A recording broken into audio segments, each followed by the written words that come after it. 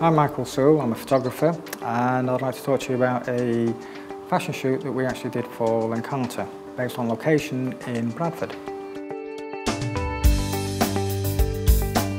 The lights that we've chosen are the Lencarta Safari Leon, and that's coupled to a 150cm Octa, which is the primary source.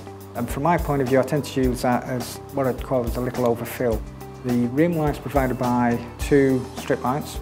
They're also gridded so as not to cause any flaring on the image. We chose in particular an area that had two short trees where we could actually put the strip boxes either side. The surrounding foliage was quite well lit anyway by the sunlight and the ambience. The strip boxes caused Josie to just nicely stand out. It accentuated her form, it brought her skin tones stronger against the dark green to have a three-dimensional aspect, if you like. The two bushes actually meant that as a prop there were several looks we could use, either static where she stood alongside, but also we had in mind a running shot where the model Josie would actually be running towards us. The idea of having Josie run towards the camera is to put movement into the dress and would actually make the image far more interesting rather than just a static shot. The idea is to have a run between the trees. Again, the trees provide additional point of focus, a bit more interesting than just the foliage behind her. The 150 Octa is placed the immediate right to me, but it means I've got a stand-off point for when Josie's running so as I know when to take the flash, because it's actually quite a narrow point of light between the two strip boxes as to where it would hit Josie best. And as you can see from this final image, the strip box, camera left, hidden by the bush, is striking across Josie's right shoulder and across her neck, the side of her face, just the side of the dress, and that actually picks her out against the background. The left side, because her shoulder's slightly further forward, if you look carefully you can see that the light hasn't actually caught her shoulders, so it's flatter, but it has caught her hair.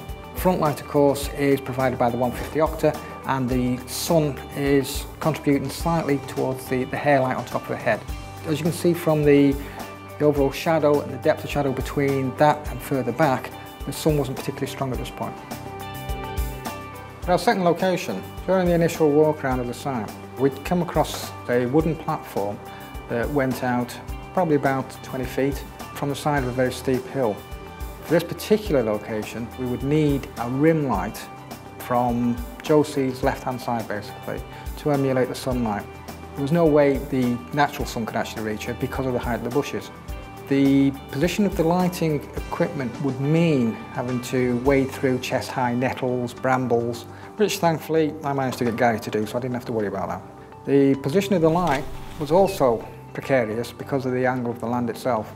This gave us the light that you can actually see on the final image, where Josie's just looking towards, apparently, the sun, which is nicely lit along her left arm, and the fill from the 150 Octa, which is just behind me and to my left, provides just a nice overall glow to the rest of the image. And this is balanced quite carefully against the background, with the foliage being sunlit, and it comes across as being just naturally lit. And to be honest, it's anything but.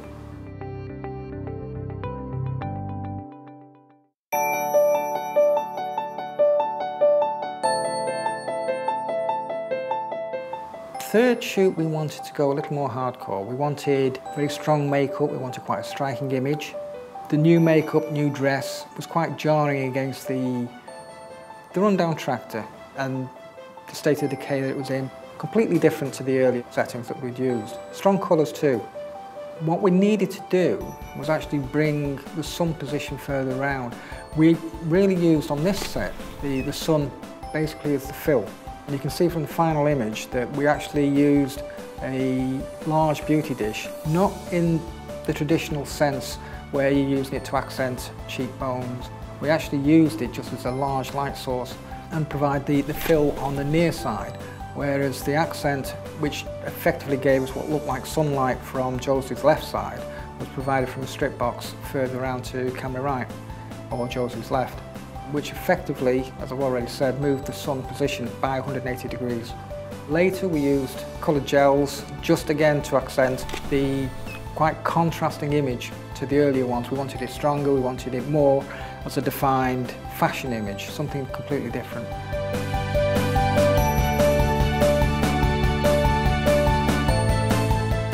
The sync speed is actually dictated by the cameras. The triggers on the day all fired from the transmitter on camera and would allow me to use the maximum sync speed on the D3, which is 250 per second. Each head is rated at 600 watt seconds. You have a huge amount of flexibility. You can plug one head into socket A, which will give you a choice of 400 watt seconds or 600 watt seconds if you throw the switch. We'll plug it into socket B and you get 200 watt seconds. We chose to use such a small aperture as f/18 or f/16 because one thing that we did want was the background that we'd very carefully chosen to be sharp. And the lights that we were choosing to use, they were going to need to be strong enough to allow us to use f/18. And that gave us the ability to actually choose whether we use a smaller aperture or a much wider aperture. We had the choice. To be honest, the importance of the flexibility of the system really cannot be emphasised enough. With a Safari, I can plug one head into 200 watt second socket and dial it right down as low as I need to go. It's phenomenally flexible as a system. I really don't know how I've managed to survive so long without it.